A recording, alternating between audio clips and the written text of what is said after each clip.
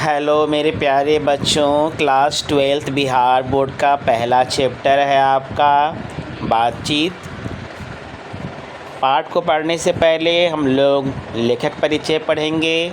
लेखक का नाम है बालकृष्ण भट्ट, जिनका जन्म हुआ है 23 जून 1844 में और मृत्यु हुई है 20 जुलाई 1914 में। निवास स्थल इनका इलाहाबाद यूपी में। तो ये आप कुछ तथ्य हैं, कंसेप्ट हैं जो परीक्षा में आते हैं, इनको याद कर लेंगे आप। अब हम लोगों की कुछ रचनाओं की बात करते हैं। तो रचनाओं के रूप में उनका उपन्यास है रस रहस्य, नूतन ब्रह्मचारी, 100 अजान एक सुजान, गुप्त वैरी, रसातल यात्रा, उचित दक्षिणा, हमारी घड़ी, सद्भाव का अभाव। तो ये उनके कुछ उपन्यास है। अब बात करते हैं नाटक की। तो नाटक में उनका पद्मावती, एक कीर्तार्जुनिया, वेणु संहार, शिशुपाल वध, नल दमयंती या दमयंती स्वयंवर, शिक्षादान, चंद्रसेन, सीता वनवास, पतित पंचम, मेघनाद वध, कट्टर सूम की एक नकल, बृहनल्ला, वहाँ गलत लिखा हुआ है, बृहनल्ला होगा, इंग्लैंडेश्वरी और भारत जननी, भारतवर्ष और कली, दो दूरदेशी, एक रोगी और एक वैद्य, रेल का विकट खेल और बाल विवाह। तो ये उनके नाटक थे। प्रहसन, ये भी नाटक का रूप होता है। जैसा काम वैसा परिणाम, नई रोशनी का विष, आचार विडम्बन, ये उनके प्रहसन हैं। निबंध, इन्होंने 1000 से ऊपर निबंध लिखे हैं। भट्ट निबंधमाला नाम से 2 खंडों में एक संग्रह में इनके जो 1000 निबंध हैं वो प्रकाशित है। अब उनके बारे में कुछ हम लोग जानकारियाँ प्राप्त कर लेते हैं। जैसे बालकृष्ण भट्ट जो हैं वो आधुनिक काल के भारतेंदु युग के प्रमुख साहित्यकारों में से एक हैं। तो साहित्य को 4 खंडों में प्रकाशित किया गया है, जिसमें अंतिम खंड जो है, अंतिम काल जो है वो आधुनिक काल है। और सबसे पहला काल आपका आदिकाल आता है, उसके बाद भक्ति काल, फिर रीतिकाल। रीतिकाल के बाद आपका आता है आधुनिक काल। तो आधुनिक काल में एक युग हुआ, भारतेंदु हरिश्चंद्र का युग था। उस युग में बहुत सारे साहित्यकार का जो है पदार्पण हुआ साहित्य की दुनिया में। उनमें से प्रमुख साहित्यकार थे एक हमारे बालकृष्ण भट्ट, जो भारतीय युग के प्रमुख साहित्यकार माने जाते हैं। तो ये तेजस्वी लेखन के द्वारा साहित्य सेवा करते रहने वाले समर्पित साहित्यकार थे। तो हमने कुछ जानकारियाँ प्राप्त कर ली। हम लोग बातचीत निबंध का सारांश पढ़ते हैं कि इसका क्या दिया गया है इसमें। तो आइए समझते हैं। बातचीत शीर्षक निबंध आधुनिक काल के प्रसिद्ध निबंधकार बालकृष्ण भट्ट द्वारा लिखा गया है, जिसमें वाक शक्ति को लेखक ने ईश्वर का वरदान बताया है। तो ईश्वर ने हमें बहुत सारी शक्तियाँ दी हैं और उनमें से एक शक्ति है वाक शक्ति, अर्थात बोलने की शक्ति। इसके द्वारा हम अपने मन के भाव विचारों को प्रकट कर पाते हैं। तो ये ईश्वर का वरदान बताया गया है लेखक के द्वारा। बालकृष्ण भट्ट जी कहते हैं कि वाक शक्ति अर्थात बोलने की शक्ति अगर मनुष्य में ना होती तो ना जाने इस गूंगी सृष्टि का क्या हाल होता। आप ही सोचिए कि अगर भगवान ने हमें सारी शक्तियाँ दी होती, चलने फिरने की, भोजन करने की, परंतु वाक शक्ति अर्थात बोलने की शक्ति ना दी होती तो फिर ये सृष्टि क्या हो जाती, गूंगी हो जाती। और इस सृष्टि अर्थात गूंगी सृष्टि का क्या हाल होता, आप समझ सकते हैं। वे कहते हैं कि बातचीत में वक्ता को स्पीच की तरह नाज नखरा जाहिर करने का मौका नहीं दिया जाता। 2 बातें यहाँ है, एक बातचीत है और आपको एक भाषण है।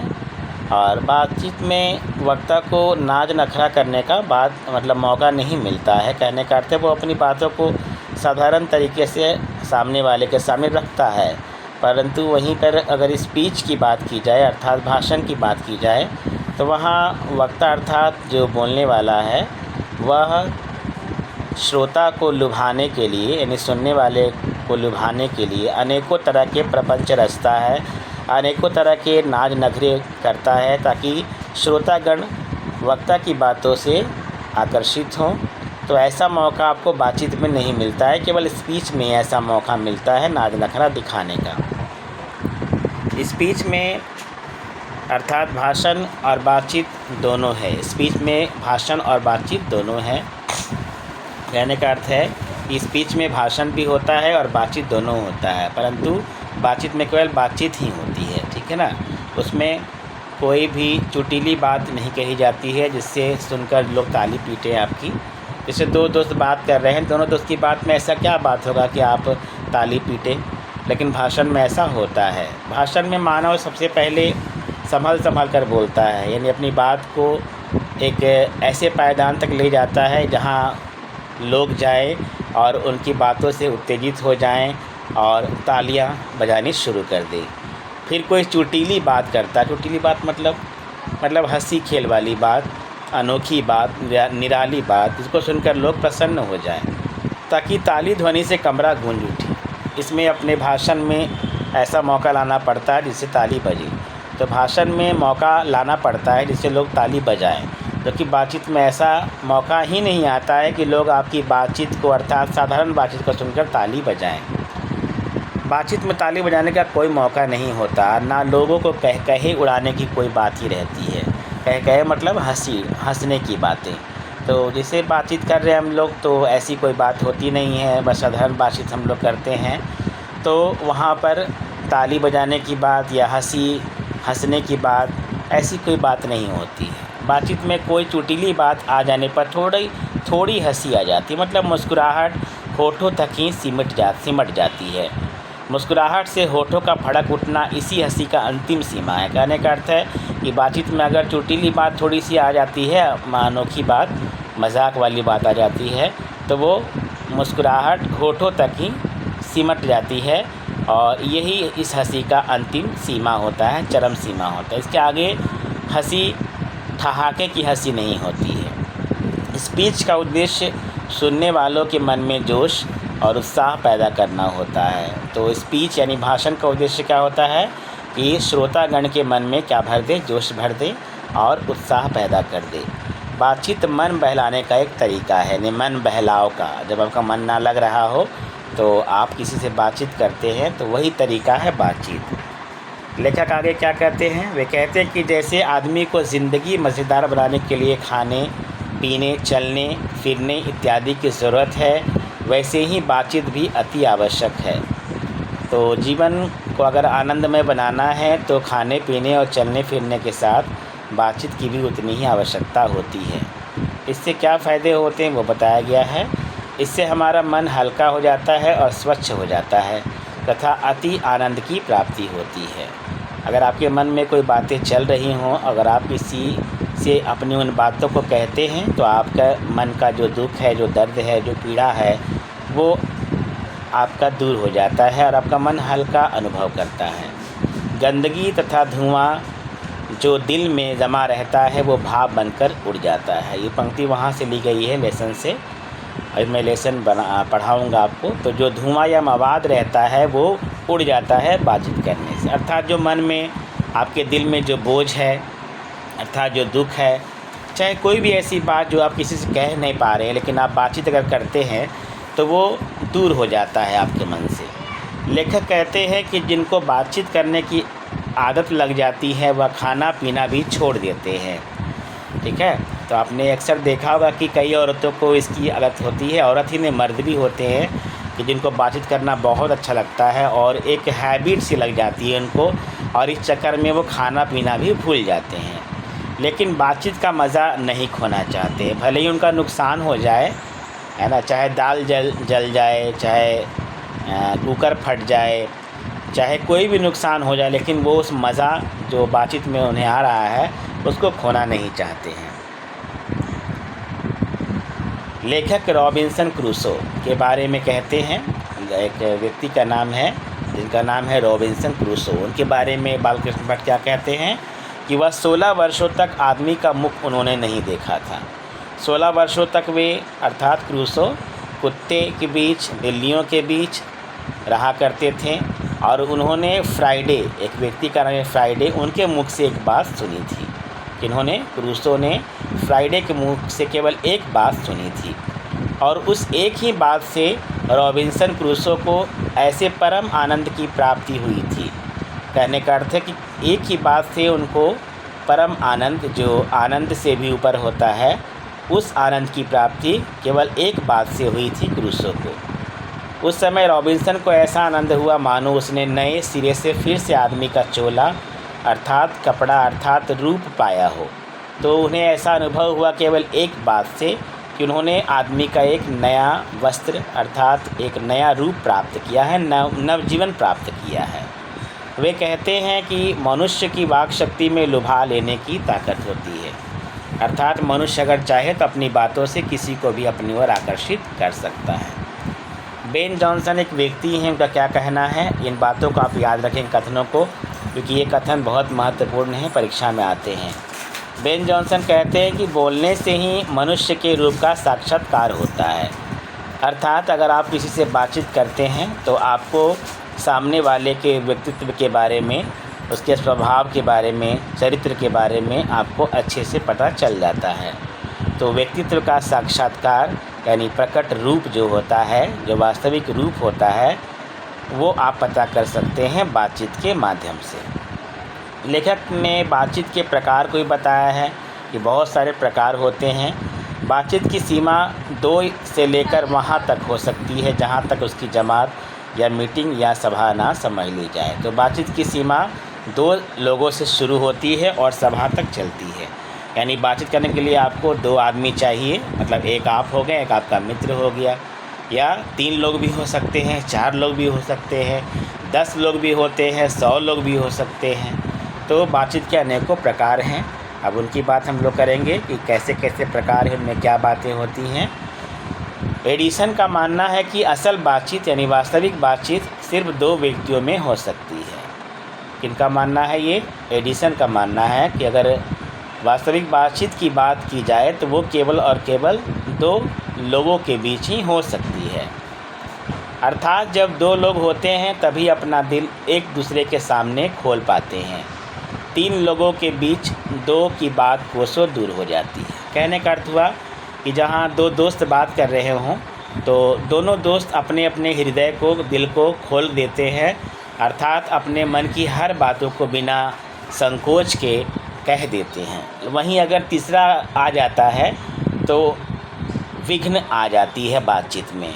जहाँ 2 लोग बात कर रहे हैं और अचानक से तीसरा कोई आ गया तो उनकी जो बातचीत जो थी वो रुक जाती है, वहीं समाप्त हो जाती है, और वो तीसरे का आ जाने के बाद वो बात समाप्त हो जाती है जो बातचीत उन दोनों के बीच हो रही थी। 6 कानों में पड़ी बात खुल जाती है। 6 मतलब 3 व्यक्तियों की बात की जा रही है। हर आदमी के 2 कान होते हैं, तो अगर 2 लोग रहें, अगर 4 कान रहता है यानी 2 लोग रहते हैं तो बात खुलती नहीं, यानी बात जो है प्रकट नहीं होती है, वो गुप्त रह जाती है। लेकिन वहीं तीसरा आदमी यानी 6 कान जहाँ हो जाते हैं तो फिर वो बात गुप्त नहीं रह पाती बल्कि प्रकट हो जाती है, यानी फैल जाती है। 2 व्यक्ति के बातचीत में अगर कोई तीसरा आ जाता है तो वे दोनों अपनी बातचीत बंद कर देते हैं। मान लीजिए आपके दोस्त हैं, आप दोनों बात कर रहे हैं, जब तीसरा आदमी आ जाता है तो आप क्या करते हैं? अपनी बात को बंद कर देते हैं, दूसरी बात में लग जाते हैं। लेखक के अनुसार 3 लोगों के बीच बातचीत अंगूठी में जड़ी नग जैसी होती है। तीनों लोगों की बातचीत त्रिकोण बन जाता है। तो 3 लोगों की बातचीत कैसी हो जाती है? अंगूठी में जड़ी नग जैसी। अंगूठी आपने देखा होगा जिसमें नग जड़ा जाता है, वैसी हो जाती है। 3 लोगों की बातचीत त्रिकोण बन जाता है। कहने का अर्थ हुआ कि कोई अर्थ ही नहीं रह जाता है फिर बातचीत का। 4 लोगों की बातचीत केवल फॉर्मेलिटी होती है, मतलब औपचारिकता बनकर रह जाती है। उसमें कोई सटीक जो आपका तथ्य होता है वो खुलकर सामने नहीं आ पाता है। केवल बस औपचारिकता के लिए हाँ हाँ ना ना ये बातें केवल हो जाती हैं, इसमें खुलकर बातें नहीं होती। अब जहाँ 2 लोग रहते हैं तो अब वो अपनी रहस्यमयी बातें, मतलब जो गुप्त बातें करते हैं तो खुलकर बातें करते हैं। 4 लोग जहाँ रहेंगे क्या वहाँ खुलकर बातें हो पाएंगी? कदापि नहीं हो पाएंगी। वह फॉर्मेलिटी गौरव और संजीदगी वाली बात होती है ना। तो यहाँ 4 लोगों के बीच बातें अगर होंगी भी तो कैसी होंगी? गंभीर बातें होंगी, मतलब उसमें अपनत्व नहीं होगा, उसमें गुप्त बातें जैसी दोस्तों के बीच होती हैं वैसी नहीं हो पाती हैं। 4 से अधिक के बातचीत में राम रमव्वल होती है, यानी टाइम पास, है ना। केवल राम रमव्वल मतलब समय बिताने का एक ज़रिया माना गया है 4 लोगों की बातचीत, अर्थात हंसी मजाक होता है। अब 2 वृद्धों की बातचीत के बारे में बताया गया है कि 2 बूढ़े जब बातचीत करते हैं तो उनकी बातचीत में क्या होता है। तो 2 बूढ़ों की बातचीत में अक्सर ज़माने की शिकायत होती है, यानी वो अपने ज़माने की तुलना आधुनिक ज़माने से करते कि हमारे ज़माने में इस तरह से हुआ करता था और आज वर्तमान ज़माने में देखो क्या हो रहा है। वे बाबा आदम के समय की दास्तान शुरू करते हैं मतलब बाबा आदम मतलब प्राचीन समय की, अपने समय की, आज से 50 साल पहले की बात करते हैं और उस समय की तुलना आज 21वीं सदी की मतलब आज की तुलना उस समय की तुलना आज 21वीं सदी से करते हैं, जिसमें 4 सच तो 10 झूठ होता है ना। मतलब अपने समय की तुलना वो आज के समय से करते हैं और उस तुलनात्मकता में वो बहुत सारी बातें जो होती हैं वो झूठ भी कह देते हैं कि भाई हम अपने ज़माने में 24 घंटे पढ़ा करते थे और 24 घंटे में 36 घंटे पढ़ा करते थे और आजकल के बच्चों को देखो कि 2 घंटे भी नहीं पढ़ पाते हैं। तो ये तो बात झूठी हुई ना कि 24 घंटे में 24 घंटा कोई कैसे पढ़ सकता है, ये 24 घंटे में 36 घंटा कैसे पढ़ सकता है, ये संभव है। एक बार जब उनके बातचीत का घोड़ा छूट जाने पर पहरों बीत जाने पर भी अंत नहीं होता। मतलब बातचीत का जो घोड़ा होता है, अर्थात कहने का अर्थ है कि जब उनकी बातचीत शुरू होती है तो पहर के पहर बीत जाते हैं, सुबह से कब शाम हुई और शाम से कब रात हुई ये भी पता नहीं चलता और बातचीत जो है उनकी समाप्ति भी नहीं होती है। लेखक कहते हैं कि 2 सहेलियों के बीच बातचीत का जायका यानी स्वाद अलग ही होता है। अगर आपको कभी खुशनसीबी मिले तो आप इसको ज़रूर प्राप्त करें कि 2 सहेलियों के बातचीत में एक अलग निराले ढंग का स्वाद मिलता है। भाग्य से ही 2 सहेलियों के बीच का बातचीत सुनने को मिलता है। अगर आपकी किस्मत अच्छी है तभी आपको ये सुनहरा अवसर मिलेगा कि जब आप 2 सहेलियों के बीच जब बातचीत हो रही हो उसे आप सुन रहे हो। उनकी बातचीत रस भरी होती है, यानी रस से भरी हुई होती है। बहुत सारा रस हो सकता है, जैसे कि निंदा रस भी हो सकता है, श्रृंगार रस भी हो सकता है, हास्य रस भी हो सकता है, ठीक है ना। तो अनेकों रसों का जो है सामंजस्य जो है 2 सहेलियों के बीच जो बातचीत होती है उसमें छिपा होता है। 2 बूढ़ियों की बातचीत में क्या होता है, वही बहू बेटी वाली होती है कि हाँ फलाना की बहुआ जो है फलाने की बहू से जो है बहुत बातचीत करती है और फलाने की बहू जो है वो अपनी सास को खाना बना कर नहीं देती है, फलाने की बहू सूट सलवार पहनती है। तो इस तरह की बातें जो हैं अपने बहू बेटी की शिकायतें होती हैं 2 बूढ़ियों की बातचीत में। वह अपनी बहुओं या बेटों का गिला शिकवा करती है कि भाई देखो ना मेरे बेटे ने अपनी पत्नी के लिए छड़ी लाई लेकिन हमारे छड़ी नहीं दी उसने। तो इस तरह की बातें जो है 2 बूढ़ियों के बीच होती हैं। या बिरादरी की ऐसी बात छेड़ देती हैं, बिरादरी मतलब परिवार, है ना, कुल, जिससे अंत में झगड़ा होने लगता है। ऐसा समय स्थिति बन जाती है कि जहाँ 2 बुढ़ियाँ हैं आपस में बात कर रही हैं और खुद ही उन्होंने अपने अपने परिवार की बात कही और अंत में झगड़ा हो गया। स्कूल के लड़कों की बातचीत में क्या होता है, वो अपने उस्ताद की शिकायत या तारीफ़, है ना, या अपने सहपाठियों में किसी के गुण अवगुण की होती है। तो जो स्कूल के जो लड़के होते हैं या तो वो अपने उस्ताद यानी गुरु की शिकायत करते हैं, जैसे मैथ के टीचर हो गए कि देखो ना मैथ के टीचर ने मेरे सारे अंक काट लिए, या तारीफ़ भी करते कि हाँ देखो ना हिंदी के टीचर ने हमें जो है इतने अच्छे से पढ़ाया कि हमारे 100 में 100 नंबर आ गए। और अपने सहपाठियों के गुणों अवगुणों की बात करते हैं कि देखो ना रे फलनवा जो मोहनवा है ना वो बड़ा बनता है, लड़कियों के सामने जो है बड़ा हीरो बनता है। और गुण की बात भी कर सकते हैं कि देखो ना रमेश जो है हमेशा दिन रात पढ़ा करता है, मुझे उससे बहुत कुछ सीखने को मिलता है। इसके अलावा लेखक ने बातचीत के अनेकों प्रकार बताए हैं, जिसमें राजकाज की बात यानी हमारे देश की बातें होती हैं, व्यापार संबंधी बातें होती हैं, या 2 मित्रों के बीच जो प्रेमालाप मतलब प्रेम भरी बातें जो होती हैं उनके बारे में भी बताया गया है। लेखक कहते हैं कि हमारे देश में अशिक्षित लोगों में बदकही होती है। बदकही मतलब केवल ऐसे ही बात करना और जिसमें कोई अर्थ ना हो, कोई रस ना हो, कोई तथ्य ना हो, कोई तर्क ना हो। लड़की लड़के वालों की ओर से एक एक आदमी बिचवई होकर बीच में विवाह संबंध की कुछ बातचीत करते हैं। बीच वही मतलब क्या होता है, अगुआ जो होता है ना उसको बीच वही कहते हैं, जो लड़की लड़के वालों के बीच में बात करता है। उस दिन से बिरादरी वालों को जाहिर कर दिया जाता है कि विवाह पक्का हो गया और वह रस्म बड़ी उत्सव से मनाया जाता है। चंडू खाने अर्थात गांजे और शराब के अड्डे की बातचीत भी निराली होती है। जो शराबी होते हैं, जो गंजेड़ी होते हैं वहाँ की बातचीत भी अलग होती है।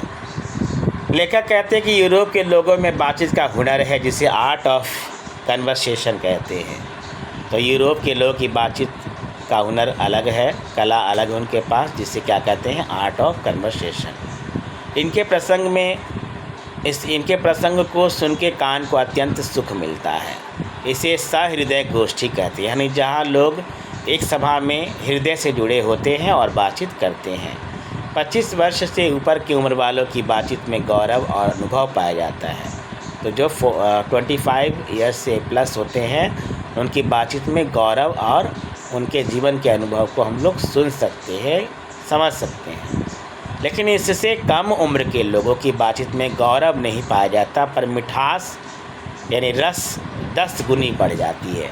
क्योंकि 25 प्लस के जो लोग होते हैं वो जीवन को देख चुके होते हैं ना, तो जीवन को बहुत करीब से देख पाते हैं और बहुत अनुभव प्राप्त कर पाते हैं, इसलिए उनकी बात बड़ी गंभीर होती है। लेकिन वहीं 25 से नीचे जो लोग हैं, 16 साल के लड़के लड़कियां, चाहे 15 साल, 12 साल, 18 साल, 19 साल, तो उनकी बातें बड़ी रसीली होती है, मिठास उनकी अधिक बढ़ी होती है उनकी बातचीत में। अंततः बालकृष्ण भट्ट कहते हैं कि हमें अपने अंदर ऐसी शक्ति पैदा करनी चाहिए जिससे हम अपने आप बातचीत कर लें, और बातचीत का यही उत्तम तरीका है। देखिए बहुत इम्पॉर्टेंट है ये। एक क्वेश्चन है आपका कि वास्तविक बातचीत क्या होती है, तो दो लोगों के बीच जो बातचीत होती है वो वास्तविक होती है। वहीं एक और क्वेश्चन है कि उत्तम तरीका बातचीत का क्या है, तो बातचीत का उत्तम तरीका ये है कि हमें अपने अंदर ही एक ऐसी शक्ति पैदा करनी चाहिए जिससे हम स्वयं से क्या कर लें, बातचीत कर लें। तो आप जिस दिन स्वयं से बातचीत कर लेते हैं वो उत्तम तरीका कहलाता है बातचीत का। तो प्यारे बच्चों, मुझे लगता है कि आपको समझ में आ गया होगा। अगर आपको समस्या है इतने के बाद भी, तो अगर आप कहेंगे तो मैं किताब में जो पूरा विस्तार से जो लिखा गया है किताब में बिहार बोर्ड के, मैं उसको पढ़ाऊँगा, ठीक है। और अगर समस्या नहीं है तो कोई बात नहीं है। अच्छा लगा मेरा वीडियो तो आप लोग लाइक, सब्सक्राइब और कमेंट करें कैसा आपको ये समझ में आया कि नहीं समझ में आया। और अगर आप लोग किताब से पढ़ना चाहते हैं तो शॉर्ट समरी था एक, लेकिन इससे ज़्यादा किताब में है भी नहीं, ठीक है प्यारे बच्चों। तो अगर समझ में आ गया हो तो यस लिखें, नहीं आया हो तो नो लिख दें। धन्यवाद।